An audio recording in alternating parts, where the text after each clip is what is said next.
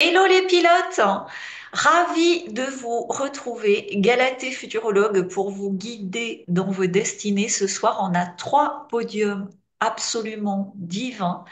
Et pour nous échauffer, là c'est la partie publique, hein, on a nos vérités à partager sur Internet, en particulier des coups de gueule comme ça ou des partages sincères qui viennent du cœur dans ce qu'on a à dire.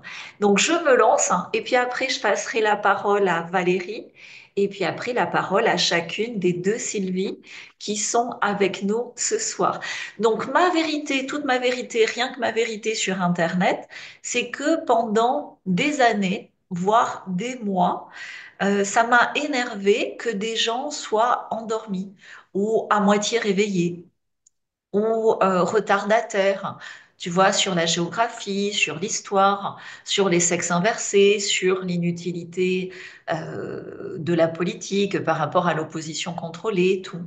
Et avec tout ce qui se passe, hein, je vis une vraie guérison profonde. Et en fait, donc bien sûr, la bonne nouvelle, c'est que j'en ai plus rien à foutre. Donc ça allège énormément. Mais comment j'en ai plus rien à foutre? C'est pas que je suis moins impliquée, au contraire, hein. C'est que j'ai compris que chacun, je le savais déjà, hein, que chacun se réveille à son rythme, mais ce que j'avais oublié de saisir, c'est que c'est absolument nécessaire que chacun se réveille à son rythme, qui est une tête de peloton, une queue de peloton, et qui est des gens en avance, des gens au milieu et des gens retardataires. Parce que Dieu, un petit peu comme un parent, nous aime d'un amour inconditionnel, et il veut que la majorité des humains ait le maximum de chances de se sauver. Donc, si tout le monde se réveillait d'un coup, il y aurait que quelques personnes qui en sont capables. Alors que de permettre comme ça différents niveaux d'éveil et de réveil, ça permet de donner un maximum de chance à tout le monde, puisque chacun à son niveau va être le relais pour quelqu'un d'autre. Voilà. Mais, et là où ça soulage, c'est qu'on va tous dans la même direction.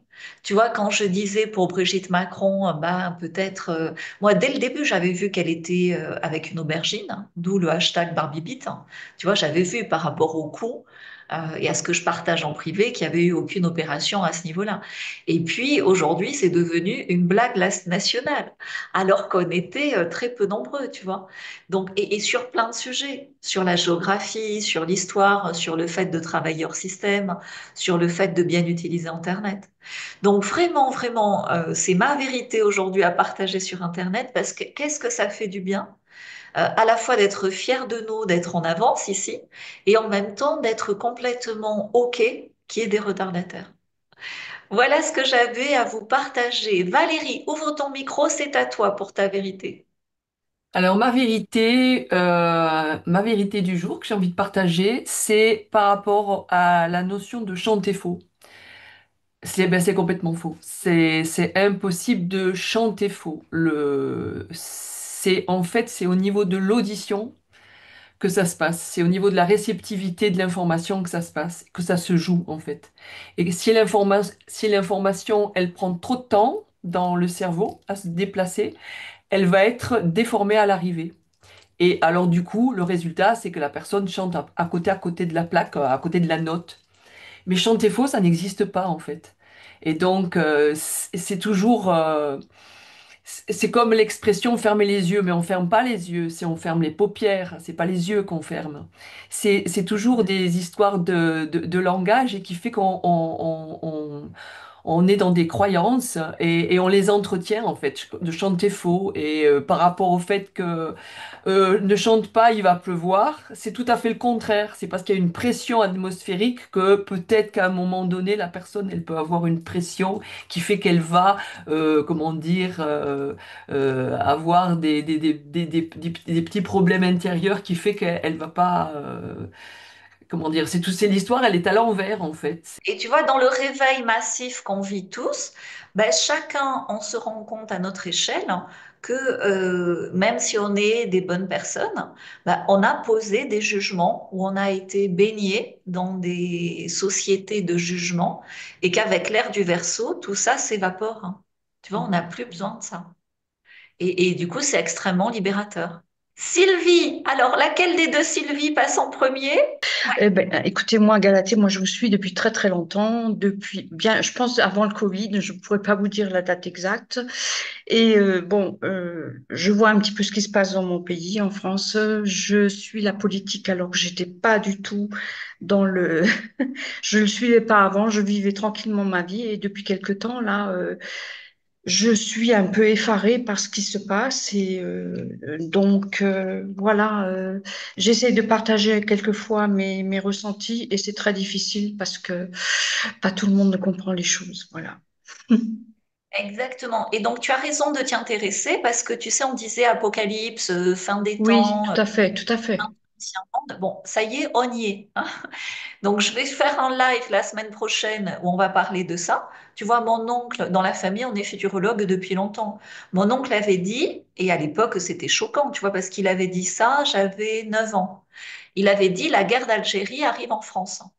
Tu vois, et j'avais 9 ans. Donc, j'étais là, tonton, t'exagères. Et il m'avait amené sur la plage où il avait débarqué, sur la Côte d'Azur. Tu vois, la plage de. Il voulait absolument m'amener, tu vois.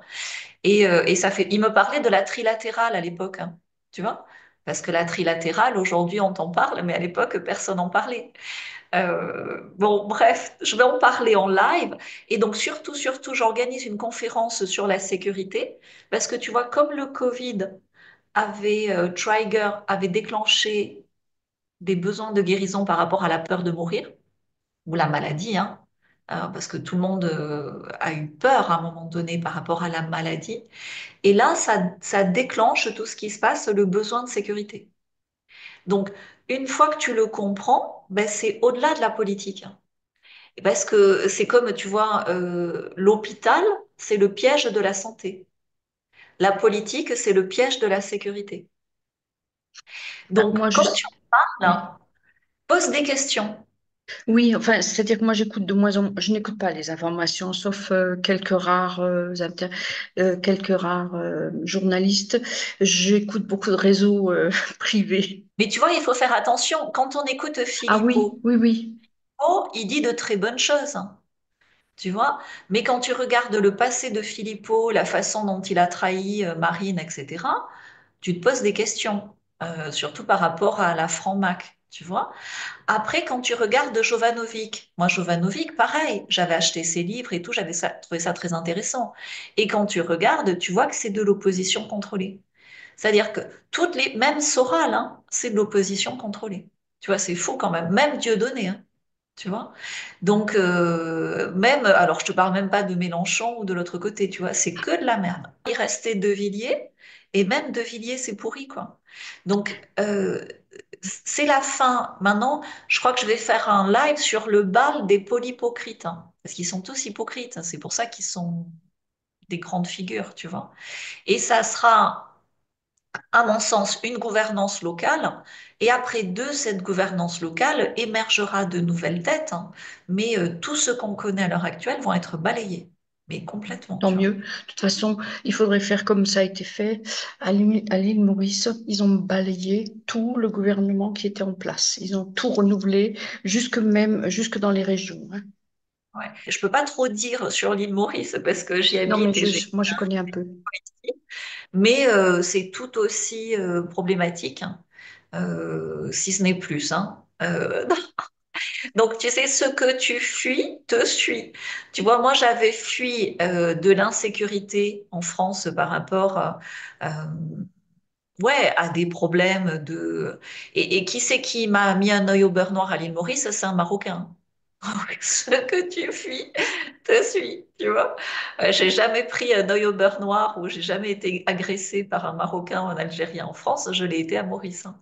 Donc, ce qui est à l'extérieur est aussi à l'intérieur. Et c'est ce qu'on va travailler avec toi. La deuxième, Sylvie, à toi, c'est parti. On t'attend, c'est ton moment. Voilà, ben, c'est déjà un gros défi pour moi de, de dire quelque chose. Donc moi, par rapport à Internet, ce qui me dérange fortement, c'est quand tu regardes que ce soit des vidéos sur YouTube ou que ce soit sur les réseaux, etc., c'est des commentaires qui n'ont rien à voir avec le sujet.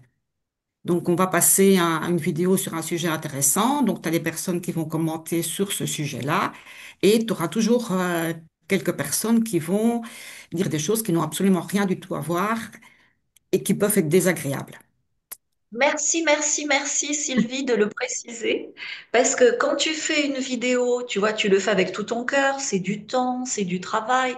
Tu as investi dans une caméra, une lumière, un micro. Et effectivement, tu te dis, bah, les gens qui sont pas contents, qu'ils aillent voir une autre vidéo. Pourquoi ils sont là à dire des choses méchantes, hein. Hmm. Et ça blesse, hein, parce que tu veux allez, pour 3 commentaires méchants, tu as 300 commentaires gentils. Tu vois, mais tu Hmm. as toujours 3 cons qui n'ont rien d'autre à foutre que de venir baver sur ce que tu fais. Et tu Et vas retenir plus celui-là qui va être mauvais que tous les autres qui sont sympas. on m'avait même dit, hein, au début, quand je faisais des vidéos, va te faire en cul avec ton pied de vigne. Tu vois, faut le lire quand même, le commentaire. C'est quelque chose. Et donc, ça fait travailler. Et tu vois que des gens qui sont suffisamment mal pour faire ce genre de choses s'adressent à eux-mêmes. C'est-à-dire qu'ils s'interdisent de faire des vidéos, ils s'interdisent de faire quelque chose de différent, et donc ils préfèrent essayer de te freiner, de te décourager, de te rabaisser, plutôt que d'oser le faire eux-mêmes.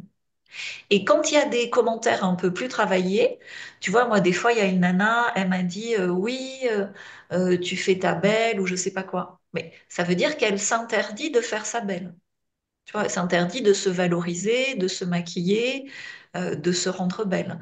Il y avait une autre fois, pourtant une nana qui s'appelait Ange, tu vois, pourtant joli pseudo. J'étais avec Amélie. Et pour une fois, tu vois, Amélie, ça faisait 3 ans qu'on se suivait. C'est un miracle qu'elle soit à l'île Maurice et qu'on puisse boire un verre ensemble, tu vois. Et elle disait, ouais, vous avez que ça à faire de boire des verres et tout. Mais attends, moi, il faut voir tout ce que je fais. Si j'ai une soirée, c'est même pas une soirée parce que mes enfants m'attendaient, mais j'avais 1 heure et demie avec Amélie pour profiter. En fait, elle nous interdisait de profiter parce qu'elle se l'interdisait à elle-même. Tu vois? Voilà. Et donc, ça sert même à rien de répondre. Nous, aujourd'hui, avec ma super équipe, on les bloque, ces gens-là. C'est ce que tu peux faire de mieux parce que du coup, ils n'ont plus accès et du coup, c'est eux qui perdent quelque chose et non toi. Mhm. Ouais. Ouais. Donc, et dans la vraie vie, je cherche comment mettre un bouton, pareil, pour bloquer les gens.